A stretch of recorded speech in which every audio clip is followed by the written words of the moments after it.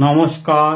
শহরের মাঝে গ্রাম ছেড়ে সব ওই শহরের দিকে পা বাড়ায়। রূপসী বাংলার সুন্দর রূপ ছেড়ে সব হতে চায় শহরমুখী।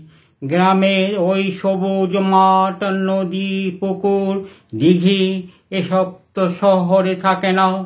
গাছে গাছে পাখিদের কলকলানি কিছুই শোনা যায় না শহরের বুকে। শহরের ওই কংক্রিটের দালানি দম যেন বন্ধ হয়ে আসে।